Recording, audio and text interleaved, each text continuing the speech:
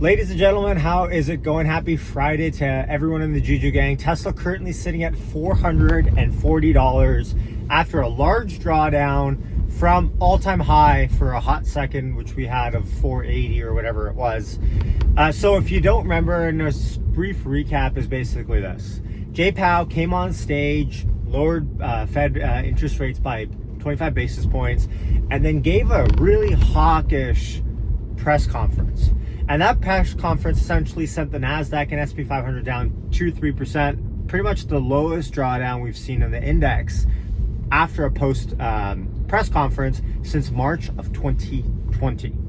Yes, you heard that right, since March 2020. So in obvious fashion, Tesla then fell double what the NASDAQ was plus some. So Tesla should have fell, NASDAQ was down, let's say 3.5%. Tesla was down 10 or 9. So really double plus some. Now, the thing is this, Tesla hit all-time highs at 480. This time last Friday, as I sat here in the car and I did a live stream, we were all cheering for $414 to break, right? Maybe you were watching that stream with me. And now as we sit here, it seems like everyone is all of a sudden disappointed that we're sitting at 440. I tweeted out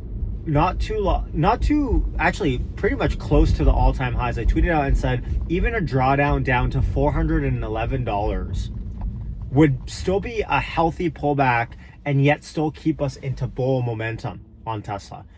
And although we haven't gotten to 411 just yet, maybe we won't, maybe we will. Let's find out today. Today's triple witching, so keep that in mind, and I'll mention that here in a second, what's been going on with triple witching.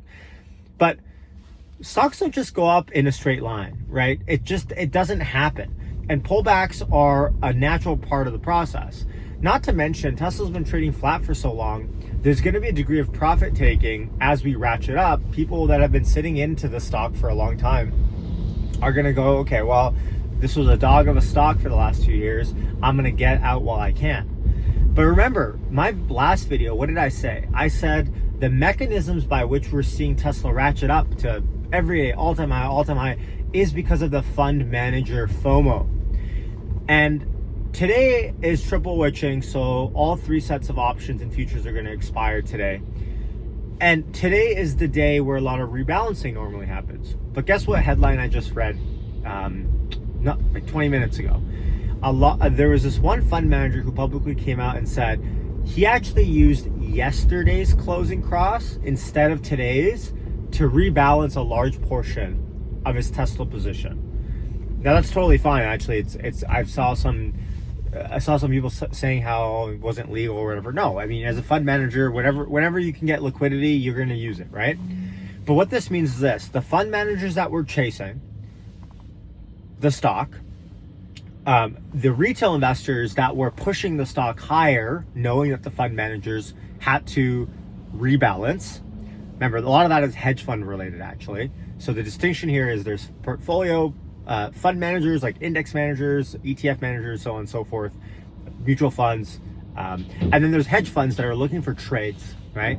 And those hedge funds, a lot of the screenshots that I've been sharing on Twitter with the options sweeps coming in, and follow me on at HeyIt'sYash if you don't already, with the 700 strike option sweep, the 600, like the massive out the money, those are hedge funds, I believe.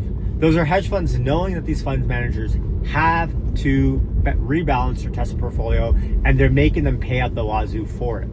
So as triple witching ends today, and we look at triple witching and we go, okay, volume's a little bit high today, sure, yep, 100%, volume's a little bit high, but it's not crazy.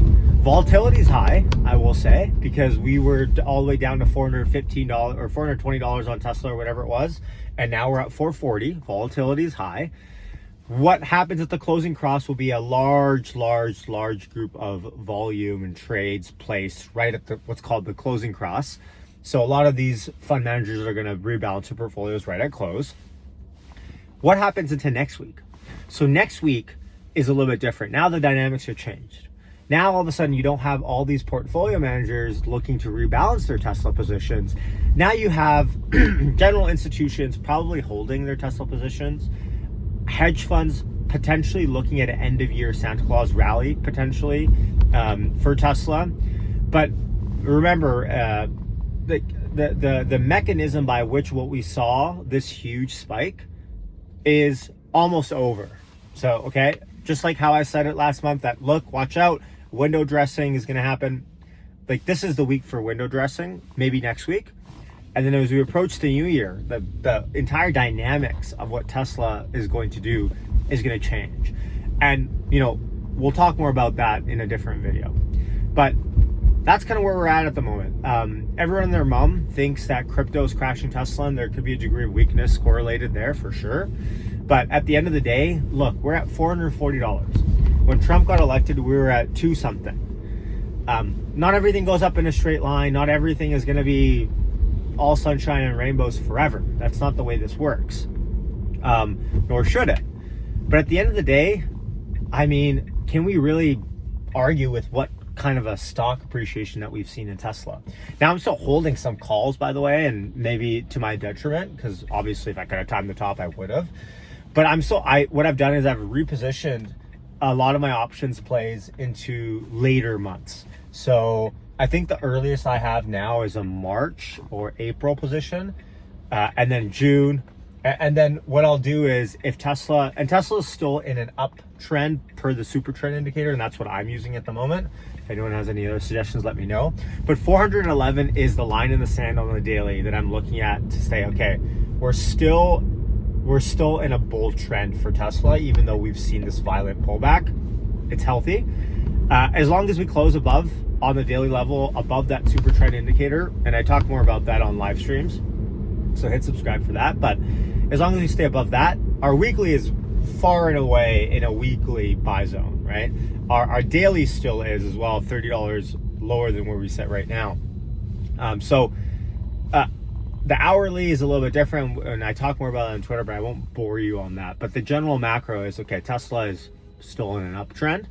And one thing I've learned for myself is when Tesla is rallying, when Tesla is in an uptrend, don't get in front of that train. Feel free to ride with it. So that's what I've learned over the years. It's been multiple years where I haven't really touched options, because though Tesla has had its violent rallies up, it hasn't been at a position where it's been super appealing to me, just because technically speaking and market wide. But now the Fed's lowering interest rates every single month, it seems like. The general market is back up. Trump in office, there's optimism around stocks.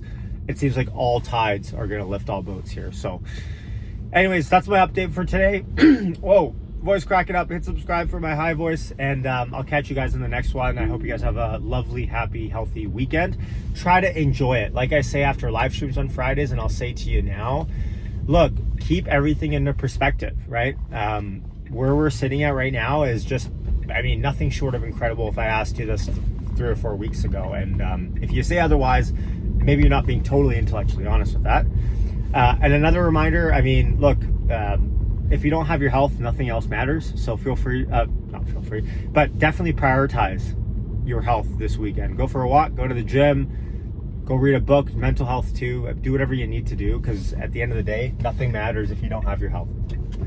Alrighty, much love. Yash signing off. Can you tell I'm driving a little bit crazy because I'm off FFC? Much love. Hit subscribe when you're out. Peace.